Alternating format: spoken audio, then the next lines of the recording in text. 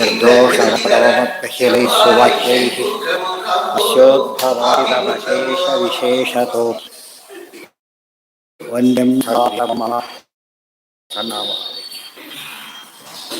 ತಮೇವ ಶಾಸ್ತ್ರಪ್ರಭವಂ ಪ್ರಣಮ್ಯ ಜಗದ್ಗುರುಣಾಂ ಗುರುಮಂತೈವ ವಿಶೇಷತೋ ಮೇ ಪರಮಾಖ್ಯವಿದ್ಯಾ ವ್ಯಾಖ್ಯಾಂ ಕರೋಮ್ಯನ್ಮಪಿಃ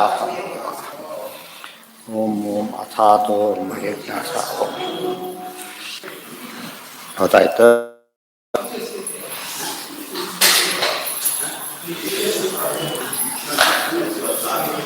ಅಭೀಷ್ಟಾವಗತಿಶ್ಚ ಶಕ್ತಿಃ ಸಾದೃಶ್ಯಗಾಯತಃ ತಾದೃಶೋಯಂಚ ಯಚ್ಛಬ್ದಃ ತಚ್ಛಬ್ದಃ ಇತಿ ದಾಪಯತಿ ಸ್ಫುಟಂ. ಈ ತಾದೃಶ ಅಂತ ಹೇಳಿದಾಗ ಬರೋದ್ರಿಂದ ಏನು ಸಾಮಾನ್ಯ ಎಂಬುದನ್ನು ಅಗತ್ಯ ಇಲ್ಲ ಅಂತ ಹೇಳಿದ. ಜಾತಿ ತಶ್ಚೇತ್ ಕಥಂ ತಾಸು ತತ್ರ ಚೇದನಸ್ಥಿತಿ ತೈವ ವ್ಯಕ್ತಿವಿಜ್ಞಾನಂ ವ್ಯಕ್ತಿತ್ವಾಭಾವ ದೂಷಿತಂ ನ ಜಾತಿ ತಶ್ಚೇತ್ ಕಥಂ ತಾಸು ತತ್ರ ಚೇದನವಸ್ಥಿತಿ. ಜಾತಿಯಿಂದನೇ ಅರ್ಥ ಮಾಡೋದು ಒಂದೇ ಜಾತಿ ಇದೆ ಅಂತ ಹೇಳೋದಾದರೆ ಜಾತಿ ಎಲ್ಲದಕ್ಕಿರೋದಕ್ಕೆ ಹೇಗೆ ಸಾಧ್ಯ? ವಿವರಣೆ ಕೊಟ್ಟರೆ ಅನವಸ್ಥಾ ದೋಷ ಬರುತ್ತೆ. ವ್ಯಕ್ತಿತ್ವಾಭಾವ ದೂಷಿತಂ. ಕೊನೆಗೆ ವ್ಯಕ್ತಿ ವಿಜ್ಞಾನ ಅಂದ್ರೇನು? ಒಬ್ಬ ವ್ಯಕ್ತಿಯನ್ನು ತಿಳಿಯೋದು, ಈ ವ್ಯಕ್ತಿ ಇವನು ಅಂತ ತಿಳಿಯೋದು. ಅದು ಹೇಗೆ ಬರಬೇಕು? ವ್ಯಕ್ತಿತ್ವಾಭಾವ ದೂಷಿತಂ. ಅವಂದೇ ಆದ ವ್ಯಕ್ತಿತ್ವ ಇಲ್ಲ. ಎಲ್ಲರೂ ಜಾತಿ ಸಮಾನವಾಗಿದ್ದಾಗ, ಸಾಮಾನ್ಯ ಒಂದೇ ಡ್ರೆಸ್ ಹಾಕೊಂಡು ಯೂನಿಫಾರ್ಮ್ ಇದ್ದಾಗಲೇ ಗುರುಸೋದು ಕಷ್ಟ. ಈ ಜಾತಿ ಪ್ರಧಾನವಾಗೋದಾದರೆ ಒಬ್ಬಕ್ಕೆ ಸಾಧ್ಯ ಇಲ್ಲ.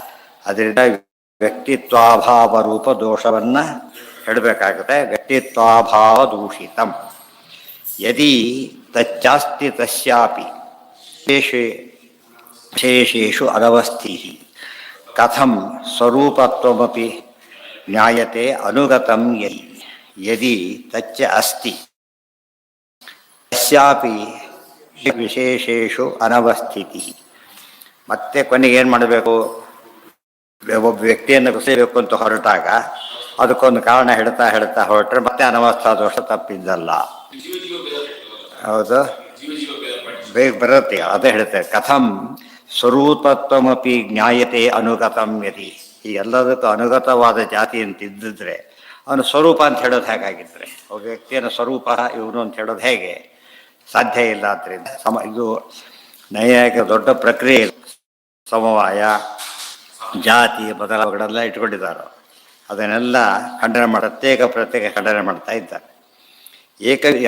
ಯಾತಕ್ಕೆ ಪ್ರಸಕ್ತಿ ಬಂತು ಅಂದರೆ ವೈಶೇಷಿಕಾಧಿಕರಣ ಇದೆ. ಅವರ ಸಮಯವನ್ನೇ ನಿರಾಕರಣೆ, ಅವ್ರು ನಮ್ಮ ಸಮಯ ನಿರಾಕರಣೆ ಮಾಡಲಿಕ್ಕೆ ಅಂತ ಹೊರಟ್ರೆ ನಮ್ಮ ಸಮಯಕ್ಕೆ ಯಾವ ದೋಷವೂ ಇಲ್ಲ, ನಿಮ್ಮ ಸಮ ಮಾತ್ರ ಎಲ್ಲ ದೋಷಗಳಿವೆ. ಕಥಂ ಸ್ವರೂಪಮಪಿ ಜ್ಞಾಯತೆ ಅನುಗತಂ ಏಕವ್ಯುತ್ಪತ್ತಿ ಪರ್ಯಂತಂ ಅನವಸ್ಥಾ ಆದಿದೂಷಿತಂ. ಕೊನೆಗೆ ಹೇಳ್ತಾ ಜಾತಿ ಹುಡುಕ್ತಾ ಬಂದು ಎಲಿಮಿನೇಟ್ ಮಾಡ್ತಾ ಬಂದು ಹುಡುಗೋ ಹೊತ್ತಿಗೆ ಅನವಸ್ಥಿ ದೋಷ ಬರುತ್ತೆ. ಏಕವ್ಯುತ್ಪತ್ತಿ ಪರ್ಯಂತಂ ಅನವಸ್ಥಾದಿದೂಷಿತಂ ಕಲ್ಪನಾ ಗೌರವಾದೇನ ಯುಕ್ತ ನ ಅನುಗ ಕಲ್ಪನಾ. ಅಂದರೆ ಕಲ್ಪನಾ ಗೌರವಾತ್ತೇನ, ಒಂದು ಕಡೆಗೆ ಅನವಸ್ಥಿತಿ ದೋಷ, ಇನ್ನೊಂದು ಕಡೆಗೆ ಕಲ್ಪನಾ ಗೌರವ. ವ್ಯಕ್ತಿಯೇ ತೋಪೋದ್ರ ಬದಲು ಜಾತಿ ಇಟ್ಕೊಂಡು ಅದರೊಳಗೆ ಹೇಳೋದ್ರೆ ಅನ್ನೆಸರಿ ಏನು ಬಂದಾಗಾಯ್ತು. ಅದರಲ್ಲಿ ಕಲ್ಪನಾ ಗೌರವ ಅಂದ್ರೇನು? ಒಂದನ್ನು ಒಪ್ಪೋದ್ರಿಂದ ಕೆಲಸವಾಗ್ತಾ ಇದ್ದಾಗ ಒಪ್ಪಿದ್ರೆ ಏನಂತ ಕರೀತಾರೆ ಅದನ್ನ ಲಗೇಜ್ನಲ್ಲಿ ಗೊತ್ತಾಗುತ್ತೆ ನಮಗೆ. ಎರಡು ಯಾಕೆ ಪ್ರತ್ಯೇಕ ಮಾಡಿದೆ, ಜಾಗ ಇದೆ ಇಲ್ಲ ಅದರಲ್ಲಿ ಇಟ್ಬಿಡಿ ಅಂತ ಹೇಳೋದಿಲ್ಲ. ಹಾಗೆ ಪ್ರತ್ಯೇಕ ಮಾಡೋ ಕಾರಣ ಇರಬೇಕು. ಕಾರಣ ಇಲ್ಲದೆ ಹೋದ್ರೆ ಏನಾಗುತ್ತದೋ ದೋಷ. ಇಲ್ಲ, ಇದು ಟಿಕೆಟ್ಸ್ ಎಲ್ಲ ಇದೆ, ಇದೆಲ್ಲ ಅದು ಕಾರಣ ಹೇಳಬೇಕು. ಇದನ್ನು ಸಪ್ರೇಟ್ ಇದೆ. ಇಲ್ಲದೆ ಹೋದರೆ ಎಷ್ಟು ಒಂದೊಂದು ಲಗೇಜ್ ಮಾಡ್ತಾ ಕೊಟ್ರೆ ಎಷ್ಟಾಗುತ್ತಾಗ ಹೆಚ್ಚಾಗುತ್ತೆ, ಕಳ್ಕೊಳ್ಳೋ ಸಂಭವ, ವ್ಯವಸ್ಥೆ ಕೆಟ್ಟು ಹೋಗ್ಬಿಡುತ್ತೆ. ಏಕವ್ಯುತ್ಪತ್ತಿ ಪರ್ಯಂತಂ ಅನವಸ್ಥಾದಿ ದೂಷಿತಂ ಕಲ್ಪನವಾತ್ತೇನ ಯುಕ್ತ ನಾ ಅನುಗ ಕಲ್ಪನಾ ಅನುಗ ಕಲ್ಪನಾ ಅನುಗತ ಜಾತಿ ಕಲ್ಪನಾ ಅನುಗತ ಜಾತಿ ಅನುಗತ ಅಂದರೆ ಎಲ್ಲದರಲ್ಲೂ ಕಾಮನ್ ಆಗಿರತಕ್ಕಂಥದ್ದು ಅಂತ ಹೇಳಿದೆಯಲ್ಲ, ಅದನ್ನು ಕಲ್ಪನೆ ಮಾಡೋದು ಸರಿಯಲ್ಲ. ಔಪಾಧಿಕ ವಿಶಿಷ್ಟಾದ್ಯಮಪಿ ತದ್ವಸ್ತು ಕಿಂ ತತಃ ಅನ್ಯತ್ ತದೇವ ಚೇತ್ ಅಗ್ನಿವತ್ವಂ ಕಿಂ ತತ್ರ ಭಣ್ಯತೆ. ಔಪಾಧಿಕ ವಿಶಿಷ್ಟಾದ್ಯಂ ಅಪಿ ತದ್ವಸ್ತು ಕಿಂ ತತಃ. ಅವ್ರು ಹೇಳಿದಾಗ ವ್ಯಾವಹಾರಿಕ ಅಂತ ಹೇಳಿದಾಗ ಔಪಾಧಿಕ ಅಂತ ಕರೀತಾರೆ. ಅದ್ವೈತಿಗಳು ಏನು ಮಾಡಿದರು, ವ್ಯಾವಹಾರಿಕ ಅಂತ ಹೇಳಿ ಏನನ್ನು ಕುಡಿಸೋಕೆ ಪ್ರಯತ್ನ ಪಟ್ಟರು, ಜಗತ್ತಿನ ಬಗ್ಗೆ ಇರೋ ಭೇದ ಇತ್ಯಾದಿಗಳೆಲ್ಲ ಉಡುತ್ತೆ. ಔಪಾಧಿಕ ಉಪಾಧಿಯಿಂದ ಬಂತು, ಒಟ್ಟಾಗಿ ವ್ಯಾವಹಾರಿಕ ಅಂತ ಕರೆದು, ಇದು ಔಪಾಧಿಕ ಅಂತ ಕರೆದರು. ಔಪಾಧಿಕ ವಿಶಿಷ್ಟಾದ್ಯಂ ಅಪಿ ತದ್ವಸ್ತು ಕಿಂ ತತಃ.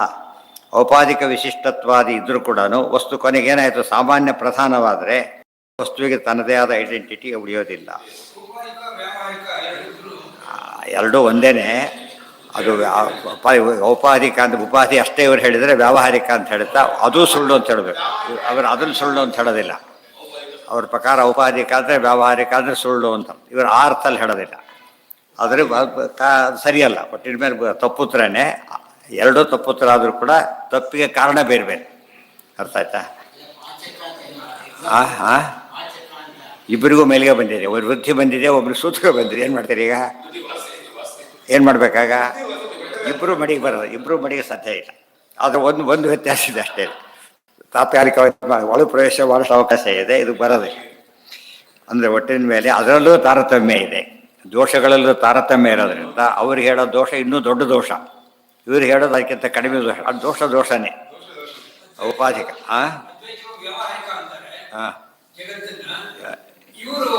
ಇದು ಅದೆಲ್ಲ ಹೇಳ್ತಿರೋದು.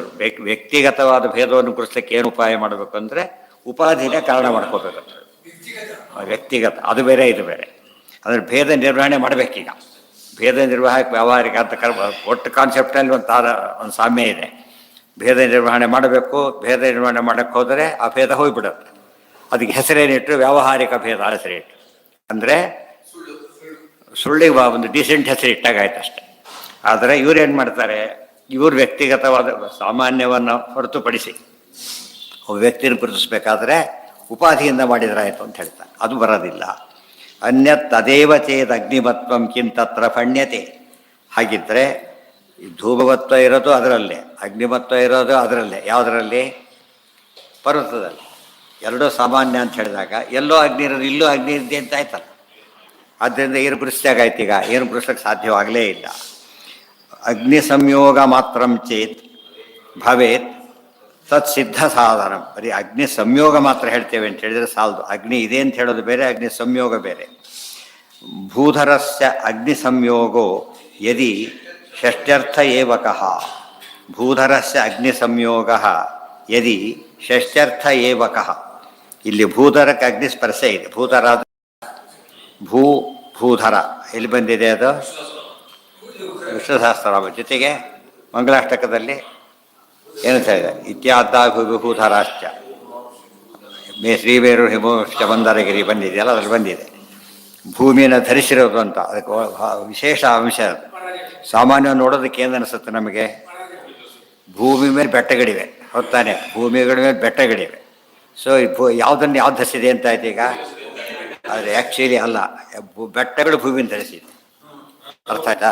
ಬೆಟ್ಟಗಳೇ ಭೂಮಿನ ಧರಿಸಿವೆ. ಇವು ಸೈಜ್ ಪ್ರಕಾರ ಅದೇ ಬ್ಯಾಲೆನ್ಸ್ ಮಾಡುತ್ತೆ. ಪ್ಲೇನಿ ಮೇಲೆ ಹೋಗುತ್ತಲ್ಲ, ಹಿಂದ್ಗಡೆ ಮೇಲೆ ಎತ್ತಿರ್ತಾರಲ್ಲ, ಆ ಥರ ಬ್ಯಾಲೆನ್ಸ್ ಮಾಡಬೇಕಾಗ. ಅರ್ಥ ಆಯ್ತಾ? ಆದಷ್ಟೇ ಬ್ಯಾಲೆನ್ಸ್ ಮಾಡೋದ್ರಿಂದ ಧರ ಯಾವುದೀಗ? ಬೆಟ್ಟನೇ ಆಯ್ತು. ಭೂಧರ ನೋಡೋದಕ್ಕದು ಉಲ್ಟಪಟ್ಟ ಕಾಣಿಸುತ್ತೆ, ಆಗಿರೋದು ಬೇರೆ ಉತ್ತರನೇ, ವಸ್ತುಸ್ಥಿತಿನೇ ಬೇರೆ. ಅದಕ್ಕೆ ಆ ವಿಷಯ ಬೇರೆ ಇಲ್ಲಿ ಹೇಳ್ತಾರೆ. ಅದು ಭೂಧರಸ್ಯ ಅಗ್ನಿ ಸಂಯೋಗೆ ಯದಿ ಷಷ್ಠ್ಯರ್ಥ ಏವಕಃ. ಅಂದರೆ ಭೂಧರ ಭೂಮಿಯನ್ನು ಧರಿಸಿ ಭುವಃ ಭೂಭಾಮ ಷಷ್ಠಿ ಗೊತ್ತಾಯ್ತಾ? ಭುವಃ ಧರಃ ಭೂಧರ. ಇಲ್ಲಿ ಭೂಮಿಯನ್ನು ಧರಿಸಿರ್ಬೇಕಾದ್ರೆ ಎಲ್ಲರೂ ಸಾಮಾನ್ಯ ಅಂತ ಬರೋದಾಗಿದ್ದರೆ ಆ ಪ್ರತ್ಯೇಕ ಪದ ಬೇಕಾಗಿಲ್ಲ ಅದಕ್ಕೆ. ಆಗ ಷಷ್ಠ್ಯರ್ಥ ಷಷ್ಠಿಗೆ ಸಂಬಂಧ ಹೇಳುತ್ತೆ.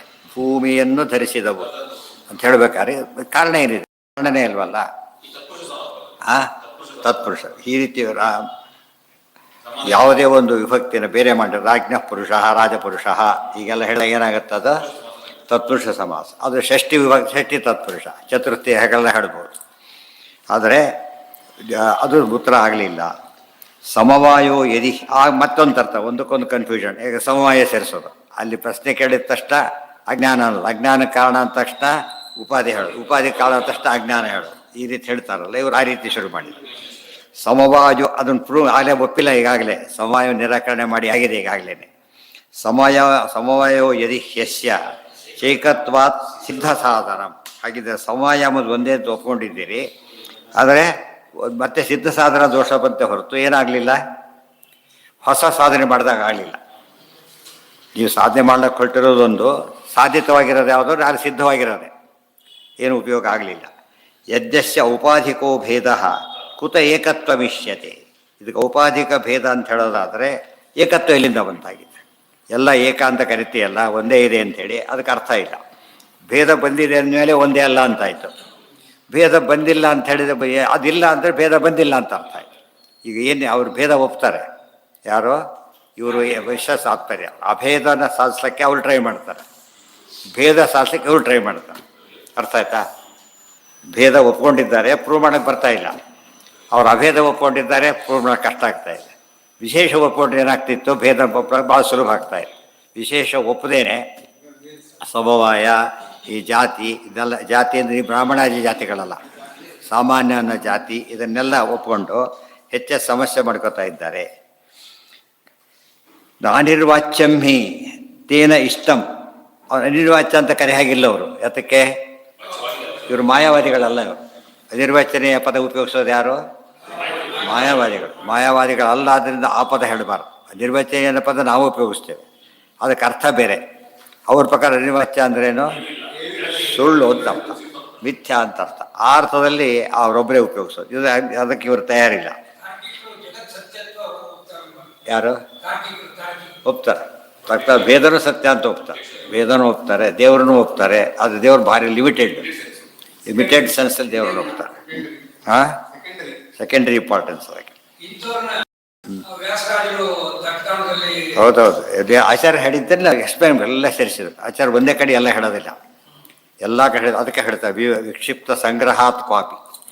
ಎಲ್ಲೆಲ್ಲಿ ಹೇಳಿದರೂ ಸಂಗ್ರಹ ಮಾಡೋದು, ಟೀಕಾರ ಎಲ್ಲೆಲ್ಲಿ ಅರ್ಥ ಬರೋ ಅದನ್ನು ಸಂಗ್ರಹ ಮಾಡೋದು, ಅದನ್ನು ವಿವರಣೆ ಮಾಡೋದು.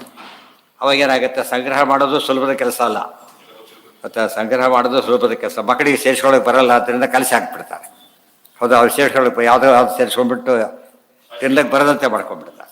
ಅದು ಸೇರಿಸೋದು ಒಂದು ದೊಡ್ಡ ಆಲ್ಟ್. ಅದು ಎರಡನೇದಾಗಿ ವಿವರಣೆ ಕೊಡೋದು, ಆಮೇಲೆ ಹೊಂದಿಸ್ಬೇಕದು. ಗೊತ್ತಾಯ್ತಾ? ಅದೆಲ್ಲ ಸೇರಿಸ್ತಾ ಕರೆಕ್ಟಾಗಿ ಕೊಡಿಸ್ತದೆ. ಅದಕ್ಕೆ ಅರ್ಥ ಬರೆಯೋದಕ್ಕೆ ಯಾವ ರೀತಿ ಪರ್ಪಸ್ ಇರಬೇಕು ಅಂತ ತೋರಿಸ್ಕೊಟ್ಟಿದ್ದಾರೆ. ಇದರ ಉಪಯೋಗ ಮಾಡಿಕೊಂಡ್ರೆ ಗೊತ್ತಾಗುತ್ತೆ. ಸತ್ ಕೋವಿಸ್ ನಾನಿರ್ವಾಚ್ಯಂ ಚೇಷ್ಟ ತೇನ ಇಷ್ಟಂ ಅತಃ ಔಪಾಧಿಕ ಅನ್ಯಾಯೋ ಎಲ್ಲೋ ಇರ್ತದೆ. ಔಪಾಧಿಕ ಅನ್ಯಯೋ. ಔಪಾಧಿಕ ಅನ್ಯ ಅಂದರೆ, ಅನ್ಯ ಅಂದರೆ ಭೇದ, ಉಪಾಧಿಯಿಂದಾಗಿ ಬೇರೆ ಇದೆ ಅಂತ ಹೇಳಬೇಕು. ಸತ್ಯತ್ವಾತ್ ಕೋ ವಿಶೇಷ ಸ್ಯಾತ್ ಮಾಯಾವಾದ್ಯನ್ಯಥಾ ಭವೇ. ಸತ್ಯ ಅಂತ ಒಪ್ಕೊಂಡ್ರೆ ಆಯಿತು, ಅದನ್ನು ಈ ರೀತಿ ನಿರ್ವಹಣೆ ಮಾಡಿದ್ರೆ ಆಯ್ತು. ಇಲ್ಲದ ಹೋದ ಏನಾಗ್ತೀನಿ, ನೀನೀಗ ಮಾಯಾವಾದಿ ಆಗಿಬಿಡ್ತಿ ಅಂತ ಹೇಳಿ, ಮಾಯಾವಾದಿ ಆಗ್ತಿ. ಅವ್ರಿಗೂ ಮಾಯಾವಾದಿನ ಒಪ್ಪೋದಿಲ್ಲ. ಅದು ಹಾಗೆಲ್ಲ ಅನ್ಬಾರ್ದು ಅಂತ ಹೇಳ್ತಾರಲ್ಲ, ಹಾಗೆ ಮಾಯಾವಾದಿ ಅನ್ಸ್ಕೊಳಕ್ಕೆ ಅವ್ರಿಗೆ ಇಷ್ಟ ಇಲ್ಲ. ಆದರೆ ಇದನ್ನು ಒಪ್ಲಕ್ಕೂ ಇಷ್ಟ ಇಲ್ಲ. ಯಾವುದಕ್ಕೆ ಯಾವ್ದಾದ್ರು ದೋಷಗಳು ಬಂದಾಗ ಎಲ್ಲಿ ಸೇರ್ಸಕ್ಕೆ ಬರುತ್ತೆ ತೋರಿಸ್ಬೇಕು. ಅದನ್ನು ಕೂಡ ಅಂತರ್ಭಾವ ಮಾಡೋದಲ್ಲಿ ಈ ದೋಷ ಎದರಲ್ಲಿ ಬರುತ್ತೆ ಅಂತೇಳಿ. ಹಾಗೆ ನೀವು ಯಾವ್ದಾರು ಸೇರ್ತೀರಿ ಅಂದರೆ ಅವ್ರಿಗೆ ಯಾವ್ದು ಇಷ್ಟ ಇಲ್ಲೋ ಅದನ್ನು ಹೇಳಬೇಕು ನಾವು. ಅದು ಅನ್ಸ್ಕೊಳ್ಳೋಕೆ ಇಷ್ಟ ಇಲ್ಲ ಅವರಿಗೆ. ಉದಾಹರಣೆ, ಒಬ್ಬ ಇವನಿದ್ದಾನೆ, ಏಕಾಶಿ ನೀನು ಆಹಾರ ತೊಗೊಬಿಟ್ಟು ಮಾಂಸದಿಂದ ಆಗುತ್ತೆ, ಆಗಲಿ ಬಿಡಿ ದಿವಸ ತಿಂತೀರಿ ಅಂತಾರೆ ಅವರು. ದೋಷ ಅಲ್ಲ, ಯಾರಿಗೆ ದೋಷ ಆಗುತ್ತದೋ ಹಿಂದೆ ಹಾಗೆಲ್ಲ ಅನ್ಬೇಡಿ, ಹಾಗೆ ಒಪ್ಪೋದಿಲ್ಲ ಅವರು. ಆ ರೀತಿ ಹೇಳ್ತಾರೆ. ಅದು ಅವ್ರಿಗೆ ಅನಭಿಪ್ರೇತ, ಅವ್ರಿಗೆ ಅನಿಷ್ಟವನ್ನು ಹೇಳಬೇಕು. ಆವಾಗ ತರ್ಕ ಕೆಲಸ ಮಾಡೋದು ಯಾವಾಗ ಬರೋದಿಲ್ಲ, ಹೋದಲ್ಲಿ ಬಿಡು, ನೀನು ಸಿನಿಮಾ ಕರ್ಕೊಂಡು ಹೋಗೋದಿಲ್ಲ, ತಕ್ಷಣ ಮಕ್ಕಳು ಏನು ಮಾಡಿ ಆಗಿದ್ರೆ ಬರ್ತೀನಿ ಅಂತ. ಅವ್ರಿಗೆ ಅನಿಷ್ಟ ಏನು, ಅಲ್ಲಿ ಹೋಗ್ಬೇಕಂತಿದೆ, ಕರ್ಕೊಂಡು ಹೋಗೋದಿಲ್ಲ ಅಂಬೋದು ಏನದು, ಹಾಗಿದ್ರೆ ಬರ್ತೀವಿ ಅಂತ ಹೇಳ್ತಾರೆ. ಒಂದು ಕೆಲಸ ಮಾಡಿಸ್ಬೇಕಾದ್ರೆ ಅದೊಂದು ಒಪ್ಪಿಸ್ಬೇಕಾದ್ರೆ, ಇನ್ನು ಒಪ್ಪಿಸ್ಬೇಕಾದ್ರೆ ಉಪಯೋಗಿಸೋದಕ್ಕೆ ಏನಂತ ಕರೀತಾರೆ, ತರ್ಕ ಅಂತ ಕರೀತಾರೆ. ಈ ತರ್ಕದಲ್ಲಿ ಮಾಯಾವಾದಿ ಆಗಿಬಿಡ್ತಿ. ಹಾಗಿದ್ರೆ ಉಪಾಧಿಜನ್ಯಂ ತದ್ಗಮ್ಯಂ ಇತಿ ಔಪಾಧಿಕಂ ಭವೇತ್. ಉಭಯತ್ರಾಪಿ ಅನಂತಾಶ್ಯು ಸಮವಾಯ ಇತಸ್ತತಃ.